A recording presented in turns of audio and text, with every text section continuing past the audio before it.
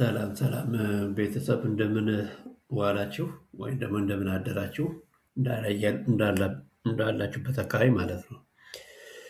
የዛሬውን አዲስ መረጃ ስላገኘሁኝ ላቀርብላችሁ ፈልጌ ነው። ይሄንን ወደዚህ መረጃ እንድስበኝ ያደረገኝ ደግሞ ምንድነው? አንዳንድ ሚዲያዎች ላይ የሻዕቢያ ወታደራዊ ማዕከል መቀሌ ላይ ገንብቷል የሚል ዜና አገኘሁኝና በዛ መሰረት እንግዲህ መረጃ ማሰባሰብ ጀመርኩኝ። እስካሁን ድረስ ባገኘሁት መረጃ ባሰባሰብኳቸው መረጃዎች ሻዕቢያ መቀሌ አካባቢ ላይ የጦር ማዕከል መገንባቱ ምንም መረጃ አላገኘሁም፣ ኢንፎርሜሽን አላገኘሁም። እነኚህ አሁን መረጃን ያቀረቡት ሚዲያዎች ግን በራሳቸው በግላቸው ወይ ደግሞ በአካባቢ ከሚኖሩ መቀሌ ከሚኖሩ ግለሰቦች ወይም ደግሞ ሰዎች ፐርሰናል የሆነ ግንኙነት ካላቸው እንደዚህ አይነት ኢንፎርሜሽን ሊያገኝ ይችላሉ ብዬ እገምታለሁ። በእኔ በኩል ግን ያገኘሁት መረጃ የለኝም። ነገር ግን ያገኘሁት መረጃዎች ሻዕቢያ በሰሜናዊና ምዕራብ ክፍሎች እንደሚገኙ ይሄ ትክክለኛ መረጃ ነው። በሰሜንና ምዕራባዊ ትግራይ ሻዕቢያዎች አሉ። ይሄ ግልጽ ነው። ይሄ ትክክለኛ መረጃ ነው። ሌላው ደግሞ ለምሳሌ አሁን በምዕራብ ትግራይ በምንወስድበት ሰዓት ሻዕቢያዎች ከፋኖ ጋር ሆኖ እኔ ይመስለኛል ገጠር አካባቢ ነው መረጃውን እንዳገኙት ከፋኖ ጋር ሆነው ወልቃይት ጠገዴ እና ሁመራ እንደሚገኙ ነው መረጃ ያለኝ። እንግዲህ በዚህ አካባቢ ምናልባት ገጠር አካባቢ ሊሆን ይችላል፣ ግን እንዳሉ መረጃውን አግኝቻለሁ ማለት ነው።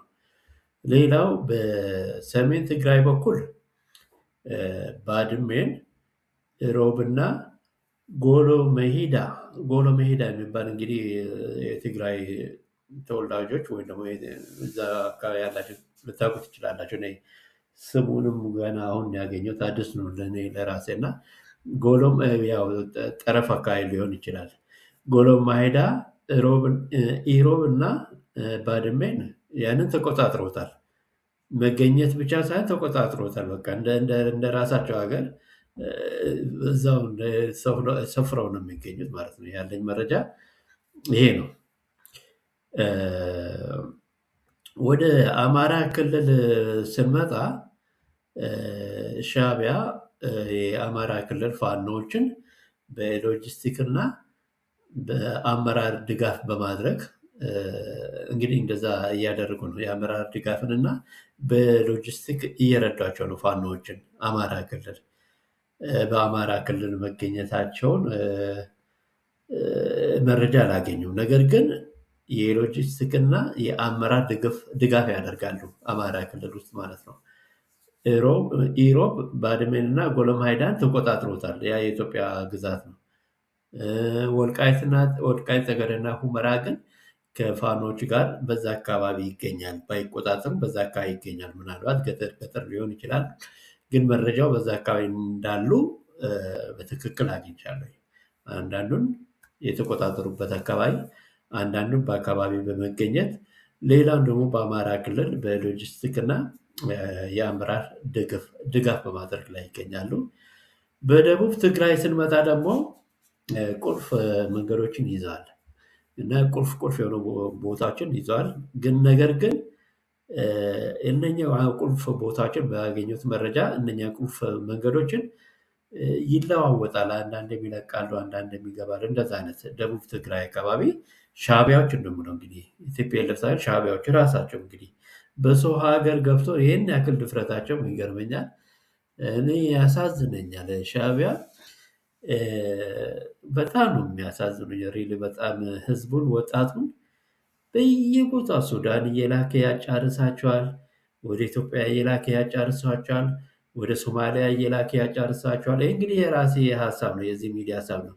ወደ የመንም እንደዛ እየላከ ያጫርሳል እና ይሄ የኤርትራ ህዝብ በጣም የሚያሳዝነኝ እስከ መቼ ድረስ ነው ልጆቻቸው ሲያልቁ ደስተኛ ሆኖ የሚኖሩት? ምን ያስደስታል?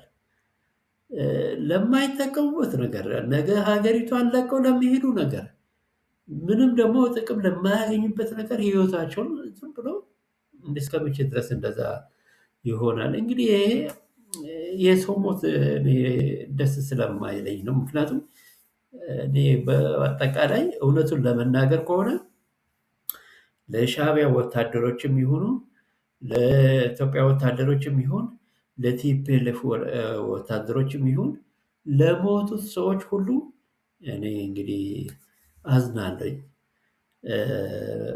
ምንድነው እንግዲህ እግዚአብሔር እየማር ነው የሚባለው መሰለኝ። አሁን እንደዛ ነው።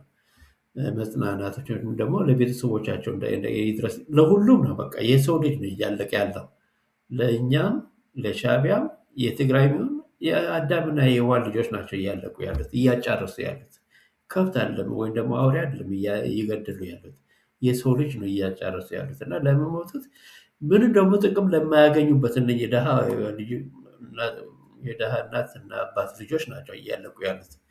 እና እንደዛ ዝም ብሎ ባያጫርሷቸው የምን እንግዲህ ምክሬን እሰጣለሁ። ህይወታቸው አሁን እንግዲህ ተቃርቧል። እንግዲህ ኦልሞስት በተፈጥሮም ሁሉም ያልፋል እና የሻዕቢያ አለቆችም እንደዛ ነው። እንግዲህ ለዚች ለቀረቻቸው ጥቂት ጊዜ እንደዛ ሰውን ባያጫርሱ የምል እንግዲህ የራሳቸው እንግዲህ ውሳኔ ነው። እንግዲህ እኔ እንዴት አውሬነት እንደሆነ አላውቅም።